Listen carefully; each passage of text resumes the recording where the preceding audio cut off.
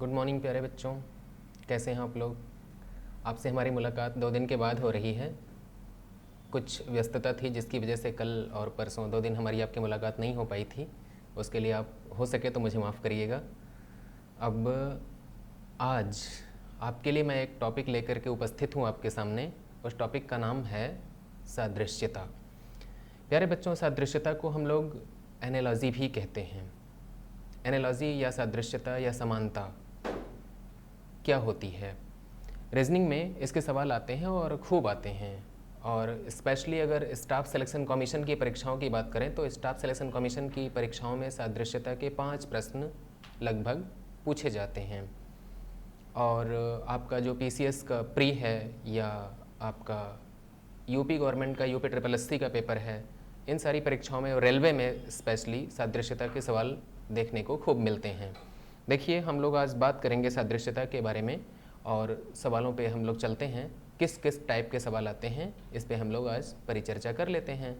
तो देखिए, जो आपके पास एनालॉजी है, किसी वस्तु, किसी शब्द, अक्षर, संख्या के किसी दूसरी वस्तु, शब्द, अक्षर, संख्या से गुण में, रूप में, आकार में, प्रकार में, लक्षण में किसी भी प्रकार से प्रदर्शित या निहित समानता को सादृश्यता या सह संबंध या समरूपता कहते हैं।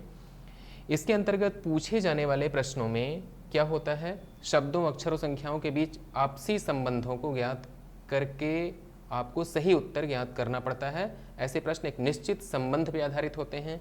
इन प्रश्नों को हल करने के लिए हमारे पास 2 स्टेप होते हैं या 2 चरण होते हैं। वो चरण क्या होते हैं, देखिए। चरण 1, प्रश्न दिए गए 2 शब्दों, अक्षरों, संख्याओं के बीच के संबंधों को ज्ञात करना। दूसरा चरण क्या है, दिए गए संबंधों के आधार पर अन्य शब्दों, अक्षरों, संख्याओं के संबंधों को लागू करके सही उत्तर ज्ञात करना। जैसे देखिए, उपरोक्त दोनों चरणों के अनुसार प्रश्न में प्रयुक्त शब्द, अक्षर, संख्या को निम्न 2 नियमों के अनुसार हल किया जा सकता है। नियम 1 क्या है, आधारभूत संबंध। नियम 2 क्या है, विकसित संबंध। तो आधारभूत संबंध क्या होता है और विकसित संबंध क्या होता है प्यारे बच्चों, देखिए। जैसे टाइप 1 में कहा जा रहा है हिंदी शब्दों की सादृश्यता। तो हिंदी शब्दों की सादृश्यता क्या होती है, हिंदी शब्द सादृश्यता जो होती है प्यारे बच्चों, देखिए, हिंदी शब्द सादृश्यता के अंतर्गत पूछे गए प्रश्नों में 2 दिए गए हिंदी के शब्दों के संबंध पर विचार करते हुए दिए गए उत्तर विकल्पों में से ठीक ऐसे शब्द को चुनना होता है जिसका संबंध दिए गए शब्द के साथ स्थापित हो सके। हिंदी शब्द सादृश्यता के अंतर्गत एक ही प्रश्न के निम्न प्रकार से पूछा जा सकता है। और कैसे कैसे पूछा जा सकता है, देखिए। कहा जा रहा है जिस प्रकार बिहार का संबंध पटना से है उसी प्रकार झारखंड का संबंध निम्नलिखित में से किससे है। तो बिहार की राजधानी पटना है, उसी प्रकार झारखंड की राजधानी क्या होगी प्यारे बच्चों, रांची। तो आपका सही उत्तर क्या हो जाएगा, आपका सही उत्तर हो जाएगा रांची। देखिए बड़े गौर से,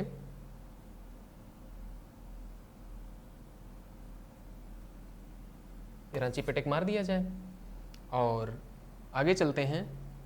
देखिए, अगला जो हमारा प्रारूप है उसमें कहा जा रहा है जिस प्रकार बिहार पटना से संबंधित है उसी प्रकार झारखंड किससे संबंधित होगा। ये भी एक टाइप है सवाल पूछने का, एक तरीका है सवाल पूछने का। तो इस सवाल के तरीके में क्या किया जाएगा प्यारे बच्चों, टिक मार दीजिएगा रांची पे, ठीक है। और आगे देखिए कैसे सवाल पूछे जा सकते हैं। कहा जा रहा है बिहार, पटना, झारखंड और उसके बाद एक जगह खाली छोड़ दी गई है। देखिए, बिहार का ताल्लुक पटना से है तो झारखंड का ताल्लुक किससे होगा, रांची से होगा प्यारे बच्चों।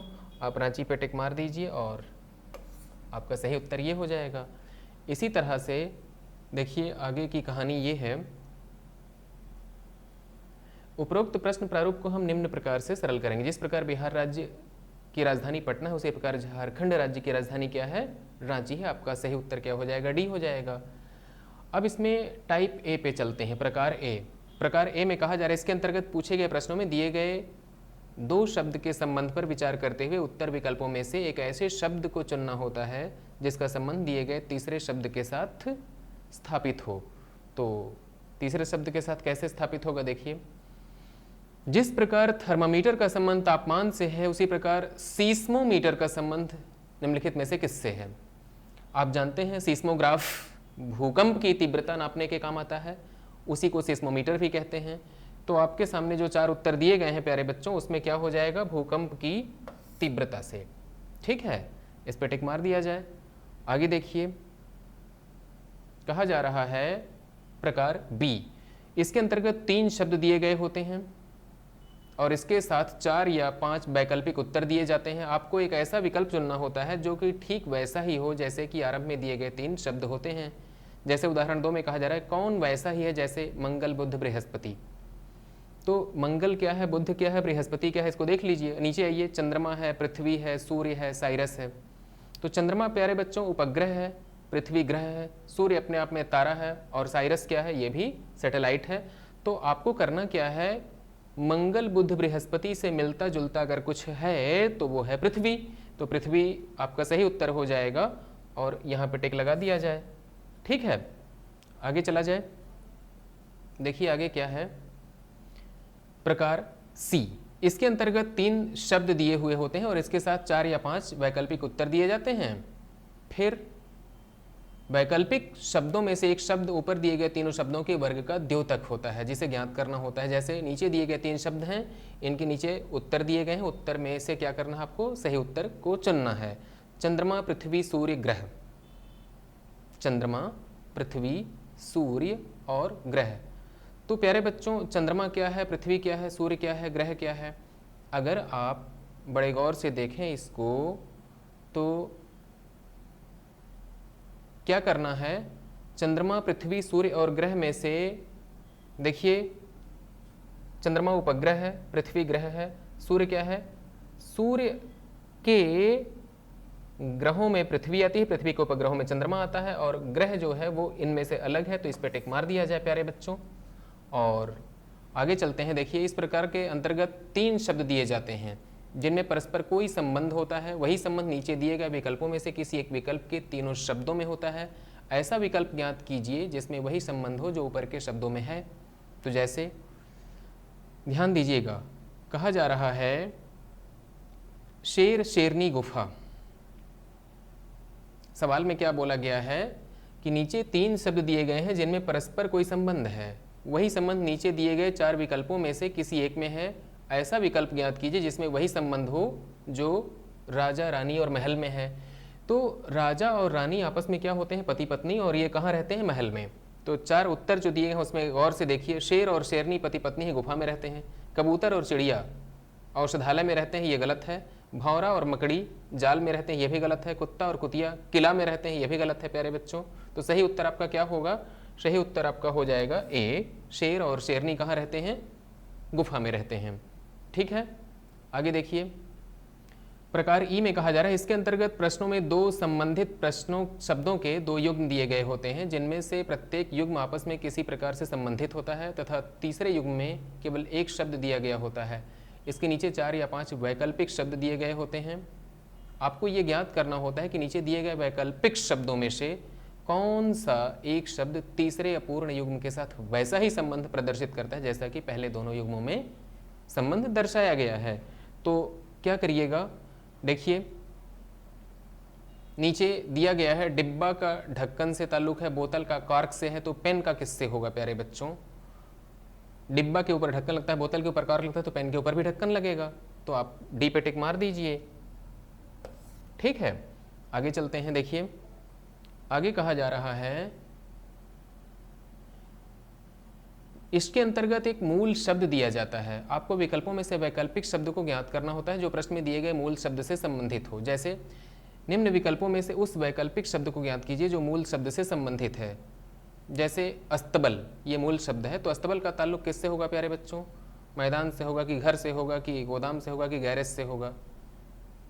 तो मैदान तो खुला हुआ होता है प्यारे बच्चों, घर में कई कमरे होते हैं, गोदाम अलग होता है।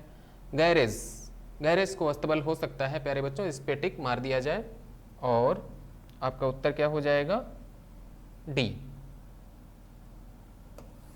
और आगे चलते हैं। देखिए कहा जा रहा है निम्नलिखित प्रश्न में ऊपर 2 शब्द दिए जाते हैं जो कि आपस में किसी प्रकार से संबंधित होते हैं। ठीक इसी प्रकार का संबंध नीचे दिए गए विकल्पों में से किसी एक विकल्प में भी होता है। आपको इसी विकल्प को ज्ञात करना होता है। जैसे देखिए नीचे दो शब्द दिए गए हैं जो कि आपस में किसी प्रकार से संबंधित हैं। ठीक इसी प्रकार का संबंध नीचे दिए गए विकल्पों में से किस विकल्प में है? नारियल का ताल्लुक अगर खोपड़ी से है तो बादाम का चटकाना से, त्वचा का शरीर से, टिकट का टाक से और चिट्ठी का लिफाफा से। देखिए जिस प्रकार खोपड़ी के भीतर नारियल उसी प्रकार लिफाफे के भीतर चिट्ठी। तो आपका सही उत्तर क्या हो जाएगा प्यारे बच्चों? विकल्प नंबर डी। ठीक है, आगे देखिए क्या है।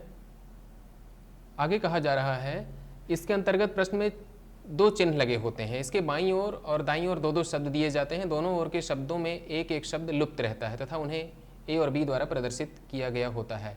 लुप्त शब्द नीचे दिए गए 4 या 5 विकल्पों में से किसी एक में मौजूद होता है।